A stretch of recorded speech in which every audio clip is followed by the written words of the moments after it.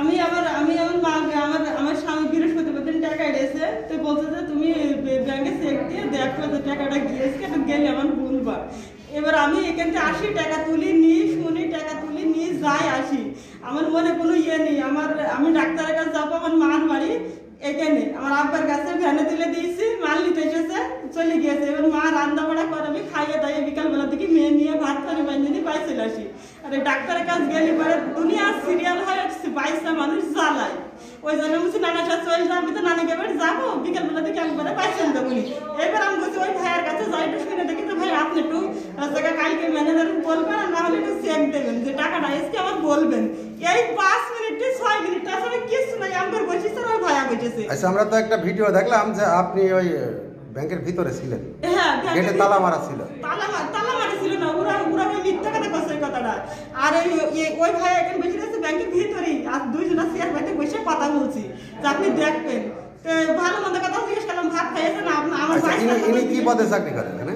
কিটা হেলাল? আমি তাও জানি না, ওই যে ব্যাংকে থাকে তাই জানি, তাছাড়া কিছুই জানি না। আপনার স্বামীর সাথে আপনার কথা হয় না? আমার স্বামীর সাথে? হ্যাঁ হ্যাঁ। আচ্ছা, কথা হয়, সে কি বলেছে যে টাকা পাঠালাম? হ্যাঁ, বৃহস্পতিবারে টাকা পাঠালাম। টাকা পাঠালি পারে আপনি তো ম্যানেজারের সাথে কিংবা ইয়ের সাথে কথা বলবেন, ক্যাশিয়ারের সাথে। ম্যানেজারের সাথে নাম্বার নেই, ইনি টাকা চেক মেক দিলে ওই সই করলে ইনি আবার লেখা টেকে দেয়। এনার সাথে তো আপনার ফোনে নিয়মিত কথা হয়? আমি মাঝে মধ্যে কথা বলি, জিজ্ঞেস করি যে ভাই টাকা মাকা গিয়েছে প্রতি মাসে। খালি কি আপনার স্বামী বিদেশ থাকে, আর কারো স্বামী থাকে না? তারা তো এসে এইভাবে তাকে জিজ্ঞেস করেন।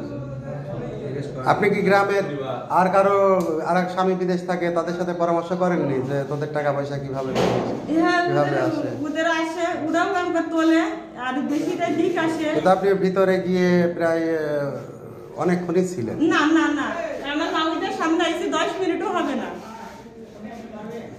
আমি তার সাথে ভিতরে একটা মেয়ে মানুষ একটা চলে গেলেন, আপনার স্বামী থাকে না এখানে, আপনার নামে তো বদনাম দিতে পারে।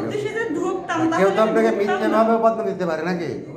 যে আপনি একটা পুরুষ মানুষ এখানে একা থাকে, ছুটির দিন, আপনি গিয়ে ব্যাংক বন্ধ, আপনি ব্যাংকের ভিতর ঢুকলেন, আপনার উদ্দেশ্য কি ছিল? নিশ্চয় চুরি টুরি করার উদ্দেশ্য ছিল নাকি? না না, তাহলে আপনি ভিতরে ঢুকলেন কেন? ওই জিজ্ঞেস করার জন্য আমি ভিতরে ঢুকেছি।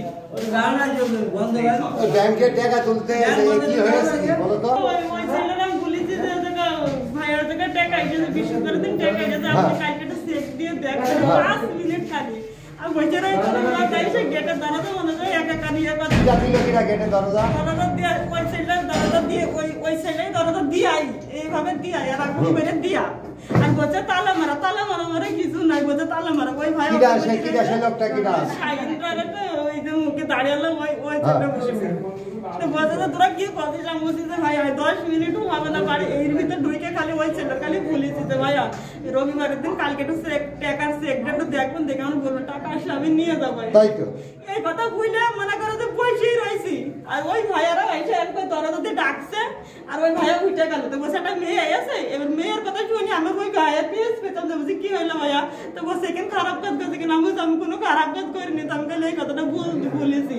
আর কদিদি আর মাগের বাড়ি যাই মেয়ে দিদি সামনেটা দেখা গেল সন্ধ্যাবেলা থেকে ভাত পানি রান্না খাই আমি।